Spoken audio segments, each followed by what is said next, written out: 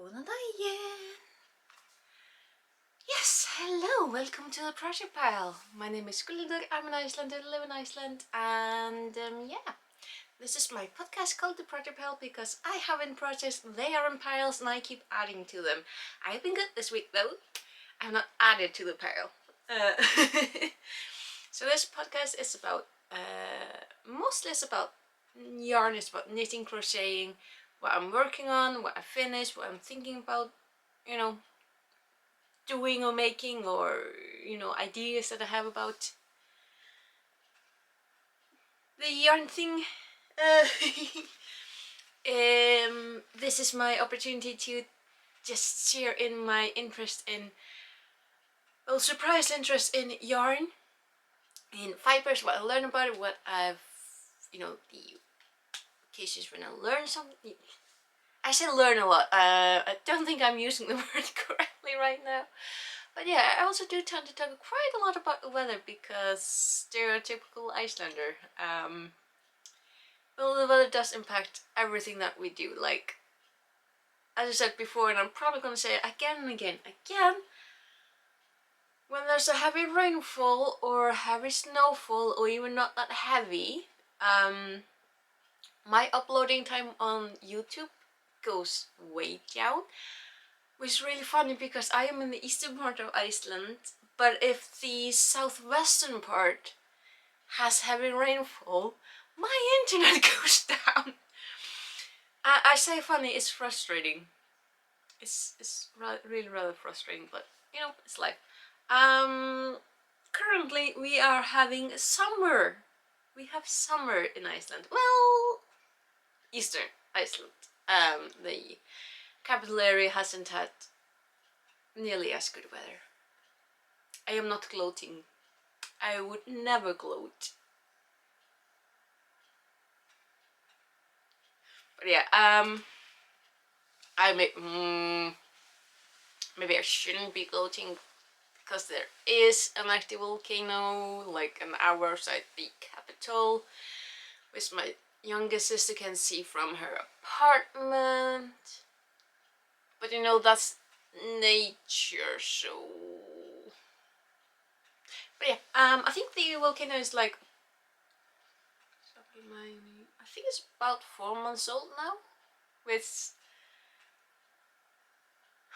a little bit surprising. I'm not gonna lie, like everything about this eruption is surprising. Like, just speaking as a layman Icelander, like when you live in Iceland, these are the things that you need to know. Like in every country, there are certain things that you just need to know. Like you need to know which street is safe. You need to know which area of the country is, unsafest. How to cross the street. In Iceland, it is placement of the tectonic plates, where they meet, how they meet, where the most activity in volcanic volcanoes, where the most activity is. You need to know how to respond in case of earthquakes, even when you live in eastern part of Iceland. So the eastern part of Iceland is the second oldest part, geologically speaking, of Iceland. This area is, I think, is 15 million years old. The oldest part is the western fjords, with the big, dramatic, wonderful mountains with absolutely narrow fjords. I think that's 16 million years old. But the middle part, it keeps growing. So we need to know how to respond in case of earthquakes. And because it's also Iceland and we are this close to Arctic Circle, because of nature really likes testing us, we also need to know how to respond in case of like avalanches. Everywhere where there's a risk of avalanche, you have the risk of mudslides. And yeah, so there's a lot of things that you just grow up getting accustomed to when you live in Iceland. So that's one thing that I've had to remind myself when I'm interacting with people who move into our country, I have to remind myself that they don't grow up with this as the norm. This is terrifying to them. The thing that I grew up knowing since I'm, teeny tiny, they're just getting to know now, and they are adults, and it's terrifying. So I kind of have to remind myself to not go wee at the sight of, seismic activity. Need to remember not to do that. Yeah. But speaking of the volcano, it's been so interesting. I know this is a podcast about yarn, but we have an active volcano, which was like, it starts in the area that had like the least percent chance of an eruption. Like they were not expecting it in that area. Like it's always a chance, but like that area, no, it had a really, really tiny percentage. But then it just, fissure opens and people are like, hey, we can see a glow over there. Do you think that's a volcano? And the geologists got like, well, dang me. Because, watching volcanoes is kind of an interactive activity here in Iceland. We know that our specialists, they can't have ice everywhere, and we know that it has happened before, it will continue to happen, and it did happen with the current eruption. There wasn't any activity for their equipment to measure. Like there wasn't an eruption, there wasn't a shockwave, there wasn't anything. It just, the earth simply opened and it started. The first people were just people, I think, in the Reykjavik, just passing by going like, huh. That's so Iceland. It's like, oh yeah, I think an eruption has started. You think so? I'm gonna phone the meteorology office and ask them. Yeah, I think it started. But yeah, it started so absolutely unexpectedly and quietly. It started with like a fissure or a crack. I'm talking about, how many were there? There were like just the fires along the crack, and then there were craters. I think at most there were like 9, and then it just, it went up and down activity, and it's been building up and building up and building up, and the lava has been flowing, and we might know one of the okay, so the eruption is on the peninsula of Reykjanes, and there are several like villages and towns on the peninsula, like not in the literal fire of things, but they are there, like, because this is one of the other wonderful thing about this eruption is that it is in the absolutely best location as well. It's really, really close. I'm not gonna lie, it is close to settlements, but it's still in a safe distance. So the only thing that is really, really at risk is that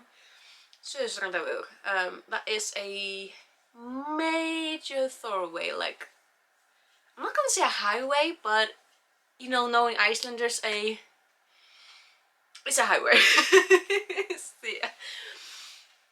It's pretty much a highway, and it's like people use it a lot. There's a lot of people who live in the villages who like with other capital areas. Not everyone is ready or financially able to rent or own a property in the Reykjavik because it's super expensive though. So they live outside Reykjavik in these smaller settlements and then just simply drive back and forth because that's cheaper.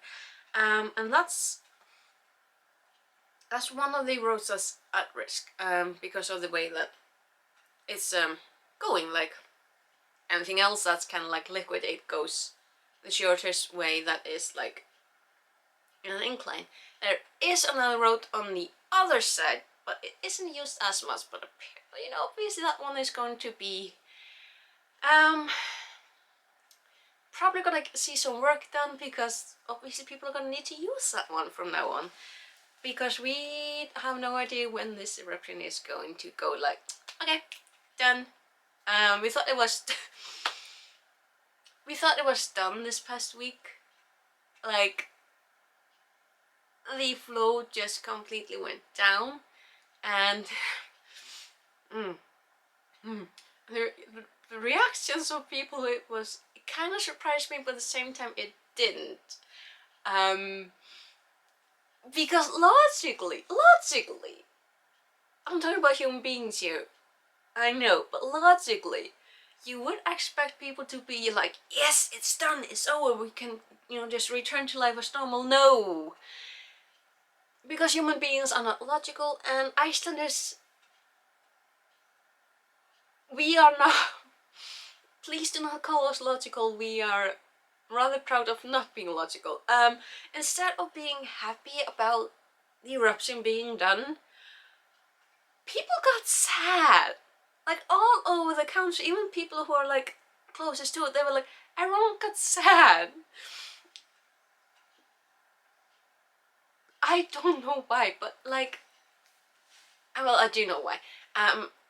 This is our country. This is literally what our country is. Our country is an island that is constantly being born. It's constantly being formed. And to us, it's always going to be one of the most beautiful things in the entire world. It is seeing our country being born. We are literally probably watching a mountain being born. And it's so cool, it's so cool. It's also been like, I think it's about 4 months now. So it's a constant. We've gotten used to it. It's like, it's just one of these normal things now. It's been so normal for a lot of people to turn, like my mother. For the past 4 months, she's turned on the TV just to watch what the volcano is doing, because they've had pretty much steady live stream on. Well, now there are 3 channels from the eruption. They are also streaming on YouTube, so I'm gonna link some of the links down below. But yeah, it's been such a constant. It's also just, it is as safe as an eruption can be. Like, it's never gonna be absolutely safe. Like, the idiots, and I'm sorry to say, but most of them have been tourists. Like, I hate this trope or this stereotype of the stupid tourist, but for some reason, some people, when they leave their home country, they just leave common sense on a nail in the airport. It's just like, is there a way? Because I have been to airports. I have not seen anywhere a bin marked, leave your common sense here. But for some reason, not everyone, no, mind you, but there's enough, there are enough people who just, I don't know where the common sense is. Where in the world is it a sensible thing to do just to take a leisurely stroll across freshly cooled down lava fields? You do not do that. Like, there are volunteer rescue units. They do not get paid to be there. They go up there because people, to try and keep people safe. I'm sorry, I'm ranting a little bit. Please bear with me. They will not go onto the lava fields to rescue you. They will not. No one. Okay. There have been police up there, and they have told people to get off the lava fields as soon as they left. The same goddamn idiots. I'm sorry, I'm trying not to use strong language, but those same brainless idiots went straight back onto the lava fields. I'm sorry, are you trying to be a rebel? Because here's the thing, both the police and the volunteer rescue units and everyone else has said, and this will, okay, this is a fact. If you go onto the lava fields and you fall through, because there is no guarantee that this thing is going to hold you up. If you go through, no one is coming after you. No one. If you go up there and you fall through and you burn, because that is really, really hot, molten magma, it's lava, it is hot. If you go up there and you risk you're risking your life. You do not get to risk anyone else's life. They have families, they have their own lives. You are not, okay, this sounds so mean, I know, and I acknowledge it, but it has to be said. Your life is not worth their lives. Fortunately, we have not had so far an incident of anyone, and I don't understand how. Like, there has to be the landwriting, the spirits of the land, they have to be holding like everyone just on a tether or something, because no one so far has fallen through. Like, I cannot understand how. We did get a scare, like, I think about 2 weeks ago, when a tourist got lost up there, and obviously the first thing you thought was, oh dear lord, he's been, the lava has eaten him, he's fallen into the lava, oh no. That was on a Thursday, and he had been with his wife. He knew that, because obviously this was on the news. He had been with his wife, but they'd accidentally gotten separated. This is, bad. But I'm not here to judge them. Like, accidents happen. But Friday rolls around, he hasn't been found. Or was it on Friday? I can't remember. But he was lost for way too long. So, but they did manage to find him at 8 late Saturday, and you can guarantee there was a lot of people who celebrated, like, yes. Fortunately, he wasn't an idiot. Which is, obviously the worst thing that you think is, there's an eruption. There's been so many people who have been idiots around the volcano. He wasn't one of them. What I do know is that he's around 60 years old, an American couple, from, I do believe, Colorado. They are experienced with walking on, in Colorado. And I googled Colorado and I saw the mountains. I'm like, yeah, they should be able to handle Iceland. The thing that happened was that they got separated, and unfortunately he forgot to bring his cell phone with him. So he couldn't call his wife. And the second thing that happened was that he lost his footing and hit his head. So he lost consciousness for quite a while, and when he woke up, there was a really, really thick fog that had rolled in. So he's in an unfamiliar surrounding, he's hit his head badly, he's in a completely alien environment, and he has no idea where he is. So that must have been so terrifying. Like, just the thought of it, just, But there were around, I think, 300 people who went up there to look for him, and they found him, and I'm so happy. And reading the accounts is like kind of heartbreaking. I know I'm getting weepy, but he lost hope. That's sad. Why am I like this? Why do I keep crying over little things? Because they found him, and obviously he had to go to the hospital because he was out there for so long, and he did hit his head really badly. Or I don't know how badly, but he was in hospital until Tuesday or Wednesday the week after. So his wife, in the meantime, the Red Cross took care of her at the hotel, kept her updated, because that must have been so terrifying. thinking that you lost your husband. Oof. So, but fortunately, like the people who work with the Red Cross, they are extreme professionals, and I'm trying to remember what the word is in English. It's áfallahjálp in Icelandic. What's the word? It's when it's the assistance that you get when something traumatic has happened, and I generally don't know what the word is. But yeah, it's finally, like didn't used to be, like just acknowledge that when something bad happens that people need psychological assistance to deal with it. You know, fortunately things change, so now we know that when something unexpected or something traumatic or something just big happens, people psychological health is an issue and needs to be addressed. Sooner the better.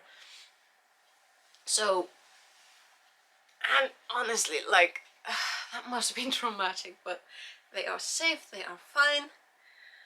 He didn't get eaten by the volcano. And they're safe. They're safe. Oh, alright, so, you know, I started filming, I think, just after 9 in the... It's Sunday morning. It is the 11th of July. I decided to start filming in the morning because it is unexpectedly calm and quiet right now. And I'm awake. So I did not expect to get all weepy. I'm wondering whether I should edit that out, but then I'm thinking, well, I mean, I get weepy really easily, so... And I'm gonna try not to hide it, because you know, when I growing up, when I was growing up, people would be like, you know, this annoying thing that adults do, a bit like, oh, don't weep, don't cry, you shouldn't be doing that, yada yada yada, and then you grow up thinking like crying is bad, so you try not to do it, which means that there's a build-up of bad emotions. And then I realized, fortunately, in my teens, fortunately, probably because I kept looking around seeing people who were like, really could do with a good bout of crying. So I decided that, you know what, crying isn't bad. Crying is good for you. And then I got validation again and again and again, like, just psychological, like, the good effect of crying is out. You just get things out, and then it's done. And it's okay to cry, because it is human. It is emotions, and emotions are not to be scared of. Unless they're... Anyway. So, about today. Yes, about today. I am happy. I'm really happy. First off, probably I'm expecting, like, there might be a delay. I'm ready for that, but I got distracted by sound. But yeah, as I was saying, I'm expecting that around the 20th of July. That's next week. I should be able to start my summer vacation. I should be. I'm ready to postpone it a little bit, but negotiations. Because obviously I am going to be taking all my vacation because I need a break from work. But yeah. So last year, I was absolutely just tired. I was really, really tired last year. I am tired right now as well, but somehow not as emotionally drained. I think, like, some days I'm really tired and other days it's like, or like right now I'm good. But so last year I kind of accidentally took a little break from making YouTube videos. Both because I was just in that kind of mental state, but also because I didn't feel like I had anything to show, because I wasn't really knitting and crocheting and doing anything yarn related for weeks. I didn't think I started until you know, July, August. So the way we do the summer vacation at my work, we can like pair up, and like last year, I took a. I was in the first. I'm trying to figure out how to put this in English. I första hållet, jag var I första hållet. Och shit, nu håller jag. So basically, because we have the luxury of about 6 weeks vacation, where I work. I know. So basically, we break the summer months, you know, June, July, and August. We break them up into 6 weeks and 6 weeks, and then we pair up. And one pair, like last year, me and my partner, we took a break the first 6 weeks, and then our counterparts took break the second half. So the year after, we switch. So 1 year, you know, last year I started in June to mid-July. So this year I'm mid-July to August, and then we're gonna switch again next year and again, so that we aren't always taking break at the same time every year. We stagger it, so it's more fair, and it works for us. So it might be a little postponed this year because of how this summer started, with certain people who didn't show up to work for like 2 weeks, meaning that my counterpart had to postpone her vacation. But that's neither here nor there. As I said, I'm probably gonna start my summer vacation next week, and I'm probably gonna keep making YouTube videos because I don't expect otherwise. But you know, other than rambling on about weather and volcanoes and lost American tourists,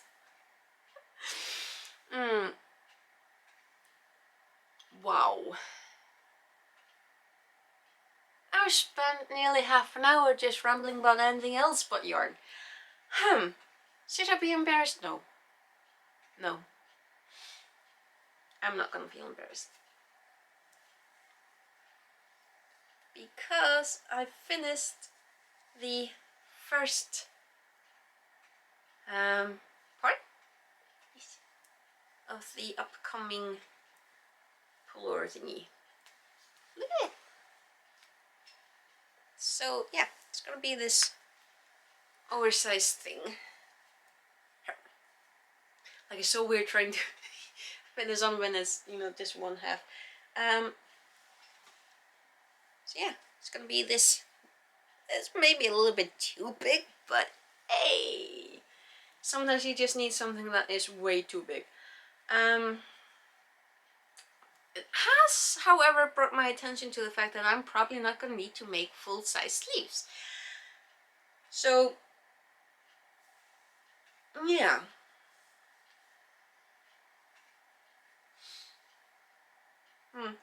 But I'm trying to figure out how I want to make the sleeves still. Like, even if I do make them like about 2/4, but it's not 2/4, 2/3. 2/3. It's about 2/3.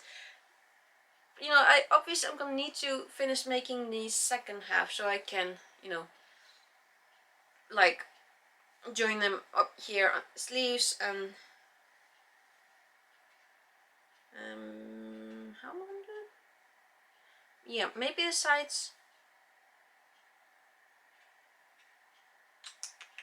Well, you know, paste them together to figure out like how big I want to make these sleeves.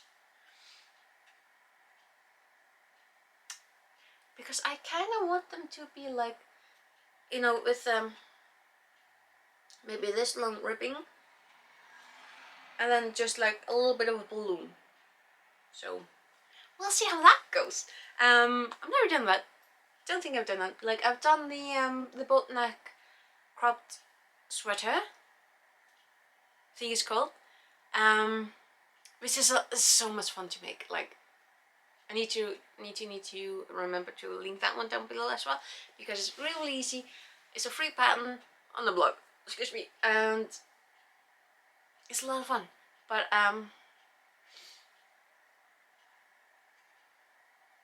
yeah, okay, I'm sorry, I spaced out.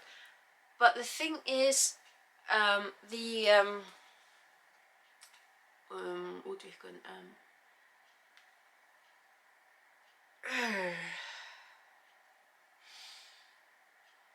words are not coming today.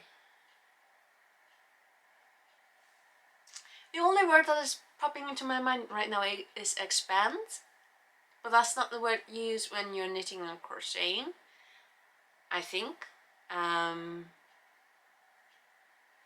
When you add stitches to make something wider, and the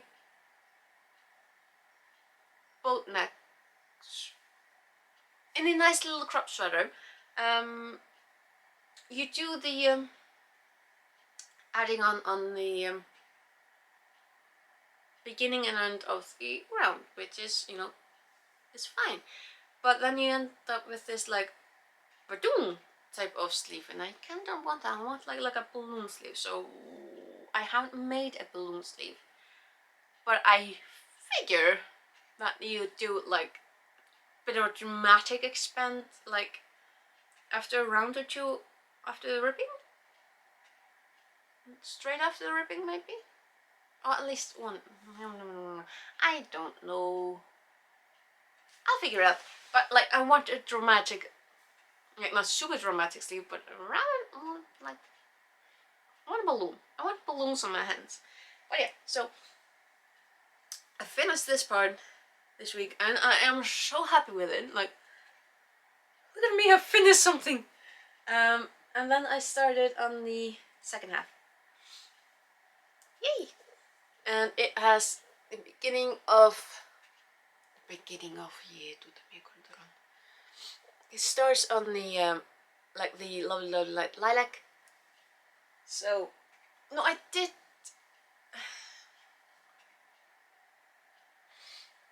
So I did think about this when I was knitting on this part, and you know, questioning myself, double and triple and all of that. Like, am I doing this the way that I would like it best? Like, wouldn't it be better to just frog everything and just knitting around so the colors like come out better? So I went back on Shein to check out the sweater that I'm basing this on, and that one's a bit chaotic as well. Like, the sweater that's on display, or you know, on the model, the front doesn't perfectly match the back, and the sleeves do not match perfectly. Like, you don't notice it because it simply goes together. So I did check out the rest of the lovely pastel line. Like, oh, it's such a lovely line. And it's the same, like, even with the there's a button-up cardigan in the same like pastel type of colors, and the two front pieces they do not match, which would make, oh, I know people who would be absolutely like blue screen of death if they saw that. I'm thinking about like two of my coworkers.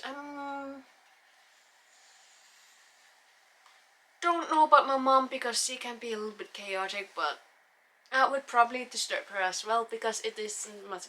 Listen, this is one of the things that I absolutely love about human interactions. So I have had, you'd never get rid of it. Not quite OCD. That is an absolutely overused term by people who do not have OCD, because OCD is a mental illness where you cannot function if the thing isn't exactly like this. And there are certain, like, you know, certain situations where I have to fix things before I can actually go do things. But it's to my advantage, so it isn't debilitating. But what I do have is perfectionism, which I've been working on at least lowering so I can function. Like with this, it did give me a little bit like the tiniest bit, and I'm so happy. It was only a tiniest bit of like, not quite anxiety, but it was a concern.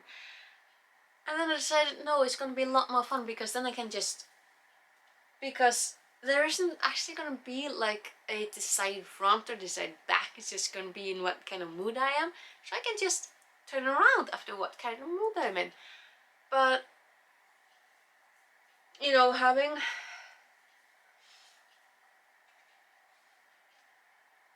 I'm trying to figure out how to put it. First, when I started working where I work, I had a very, very hard time in working at the grocery store, and with the need to have everything on the shelves just in a perfectly neat order. Like, I mean perfectly. I would go and rearrange them so they were absolutely straight because they look better that way. Just do. Um, And then there's this thing called customers who come in and just throw things around, and it was probably the best therapy. Like, probably the best therapy. Well, it worked for me. It would not work for a lot of other people. Somebody else would have justifiably had enough of that and simply gone to another job.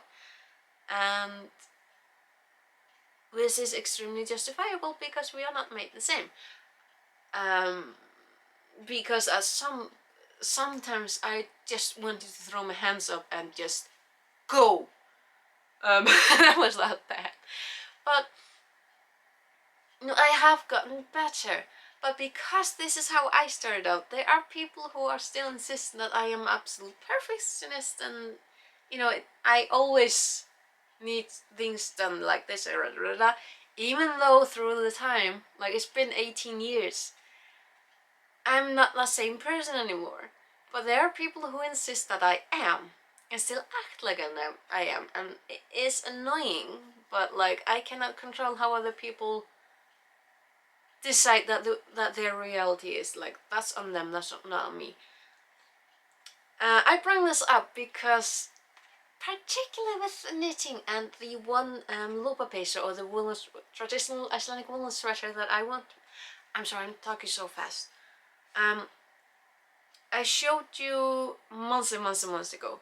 There is a version of the traditional Icelandic woolen sweater that I want to make. And it is it is chaos. It is such absolute delightful chaos. It's called Ættarmót, or family reunion, and it's such a fitting name. It just fits so perfectly. Everything about this sweater is traditional, at the same time it isn't. Like, it is open both in front and back, and the number of like buttons, uneven. They are 13. The colors are traditional. The patterns are all traditional, but the patterns do not match up. Sleeves do not match up. One has wording, the other one doesn't. Like, it is absolute chaos.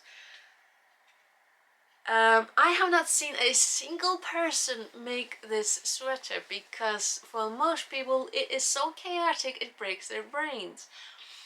I want this sweater. I'm going to make it one of these days, when I'm, you know, in the mood to. But anyone else who I have brought this sweater up to, like, shown them like the pictures or just talked about them, they've been like, oh no, no, no, no, I cannot make it, like, it hurts my brain to look at it. Particularly the same people who have been like towards me that I'm a perfectionist who needs everything just in the neat row because otherwise I just go, ah. I do believe that's called projection. Do I have... Oh no, I want to show you the picture again because I love it. Maybe here? No, not another one. Yep. And I love it. I love it. Look, they don't match. They go, but they don't match. Like I say they go. People would be absolutely not agreeing with me right now. But I love it. I love it. I love it. And I want it. I do think I have most of the yarn for it. The one thing that has been, I mean, other than the fact that I have so many things in my project pile that I need to make, the thing with the Icelandic like lope or wool is that particularly because of last year, there has been an extra demand for knitting, like wool for like yeah, the demand has escalated a lot, particularly in like the Nordic countries and I think in England and America. So unfortunately they have not been able to restock some of the colors for a really long time because they are simply running on all cylinders. They're like trying to keep up with demand, and unfortunately there are just some, you know, some items that have simply been unavailable, and that means that there are like two colors. I know I'm a little bit chaotic right now. There are two colors in this scarf. Oh, it's called glitter. There are two colors in this that are missing. Is in the einband or the don't have any right now, but it's like a really thin type of wool. It is, I think it's in the lace category. There are two colors in that I am missing, and I can't remember, but there might be a color in this that I'm missing. I need to go check again. But look at the chaos. Look at it. I want it. I need it. Like, I need this one. It is chaos. So it's made from Léttåpi, which is one of the. I don't have. Hang on. Yes, I do. Yes, I do. Make a mess. Make a mess. Make a mess. Make a mess. There's. Okay, anyone. Oh. Oh.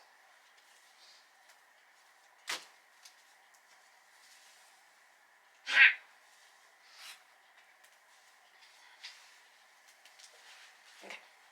Alright, so I do have einband. This is einband. Ah, oh, look at it.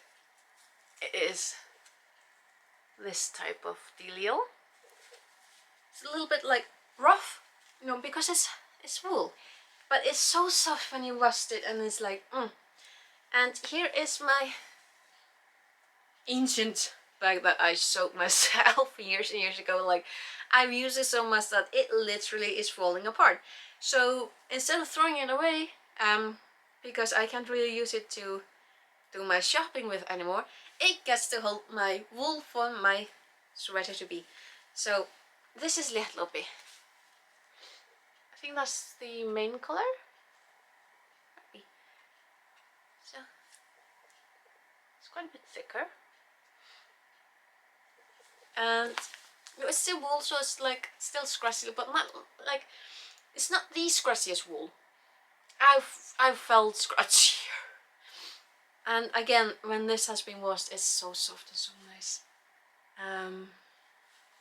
And yeah, but again, it's actually a good thing that I started, that my attention went from here to there, because that means now I have no excuse to not go and figure out, excuse me, whether or not I have all the wool that I need to use. But I need to finish this one first. I need to, like, But still, I do need to check whether or not I have all the colors, because I need all the colors before I can start, so yay. But I think I've been Oh! I've been rambling on for quite a bit now, so I should probably call it quits now. Because I don't really know anything else to talk about. Yeah, so I am really proud of myself because I managed to finish this. So it took almost a whole, whole bowl of the Angora design, which they still haven't restocked. I really want them to restock. It's a wonderful yarn. I got this much left of the first bowl. Got all this done. I did the cast off with a crochet hook because it was Friday night. I was tired, and I'm just like, I want to get this done. So, yay! But yeah, so I need to. I'm gonna continue working on this because this is so simple and easy. Time consuming, but it's definitely gonna be worth it. And no, I do still have my wire shawl and my wish shawl right next by me, but I mean, if I need to pick them up, they are there. So yeah, and hopefully the good weather is gonna continue. So when I do finally get my summer vacation, I can, I don't know, maybe try and see if I can film an episode outside, which would be interesting, but also kind of terrifying because people are outside and I don't want people to see me. Because I think I've said it before, but there's a lot of difference between just talking to a camera and then uploading, knowing that people will see it, versus actually seeing people seeing you. There's a difference. Like, there's a huge difference. But yeah, I'm in absolutely good mood. So, I don't know. Try and see if I can do anything else today. Haha. But yeah, so I'm trying to figure out if there's anything else I want to talk about this time. I don't think there is. So I will simply see you next weekend, and we'll see what I'll have then. Okay. So I will thank you for watching, and I really hope you have a good time and that everything is good in your life, because I am happy and I want to like pull some of that to you. So here we go. Here. Well, I don't know, I'm in the mood. So thank you for watching, and I will see you next time. Okay, bless.